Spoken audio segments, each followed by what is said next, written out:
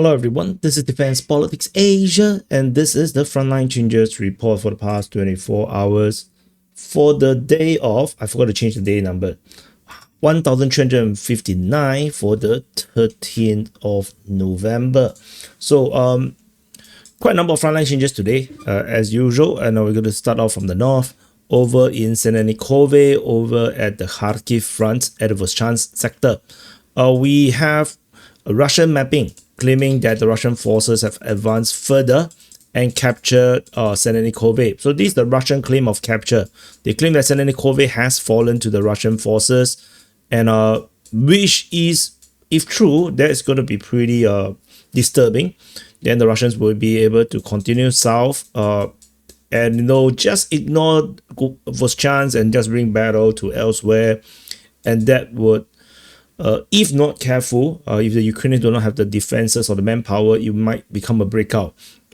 But of course, that will also depend on whether the Russians have enough troops and vehicles, to be deployed in this region to be able to do a breakout. So that's the frontline change over in Selenikove. The advance is around 1 kilometer. So the next frontline change is over in the Kupyansk front. This Kupyansk city, the Battle of Kupyansk, is ongoing. Over at Stepova Novoselivka, a surprising thing has happened. The Ukrainian mapping finally have conceded that Stepova Novoselivka has been taken by the Russian forces. In their mapping, they have declared that Stepova Novoselivka is captured by the Russian forces. This is a long time coming because the Russians have claimed capture of Stepova Novoselivka so many times to the point where I don't even take them seriously. So the Ukrainians mention it, so it's now serious. So that is the frontline change in this sector. The advance here is around almost 2 kilometers, 1.87 kilometers. So that's Stepova Novoselivka. It doesn't change the strategic situation because we already know it's most likely under Russian control. So if you look at the Russian mapping, it's pretty obvious. It's not that important. It's on its own an impossible salient. So it's not possible to be a reality. So the next frontline change is over in Darilove, over in the Oskil front. So Darilove, according to the geolocation, has confirmed that the Russian forces have captured Darilove. We have a this is not geolocation. What is this?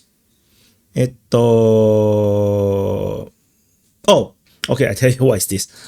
I was confused. Okay, so there is a geolocation of Ukrainian forces over here. But what is significant about this is that this is actually Ukrainian forces capturing Russian forces in Russian position, which means that the Russians have already advanced to this sector here. They have advanced and they have a presence, and the Ukrainians counterattack, which means this is actually where the front line is. So with this putting into consideration, the Russian claim of capture of Darilove is now corroborated because of this, which is why I have mapped it in this way to confirm the Russians' capture of Darilove, because their troops has already advanced further than where the Ukrainian claims are. So Darilove must be under Russian control for the Russians to reach this point. This is the reason why Darilove is now confirmed capture.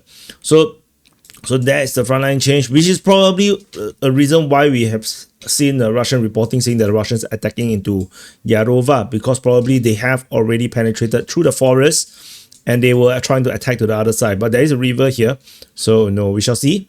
But that is we have some finally some corroboration about the situation at this sector here.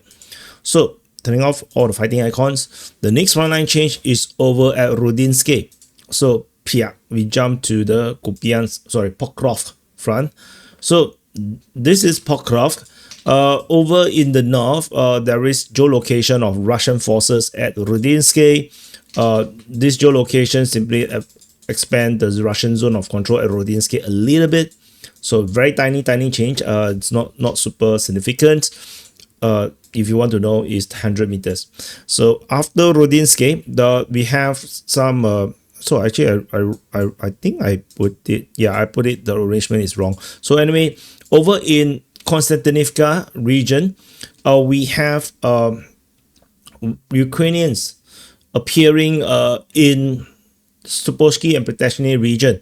There is geolocation of Ukrainian forces at Stupolsky and at Protectionary. This is part of a counterattack by the Ukrainian forces, and they have basically managed to take some grounds. I mean on our mapping, not in reality. So that is the change around here. The advance at Stupolsky is around 1.3 kilometers. Protectionary is much more smaller. It's around 500 meters. The notification, the what they said is based on the geolocations text is that is shelling of assault equipments of the Ukrainians by the Russians. The Ukrainians launched an armored column in this direction. So we shall see whether this will lead to some kind of more permanent capture by the Ukrainians, but it definitely changes our map. So it is what it is. So after that, so we have covered Rodinsky. The next, so this is Pokrovsk again. So we jump to the Komar front. So just now, this is Kostyantynivka front. The Ukrainians counterattack in this sector here. The Russians Rodinsky over here, and now we go to the Komar front. Over the Komar front, we have these two pieces. So first thing first is this very thick one.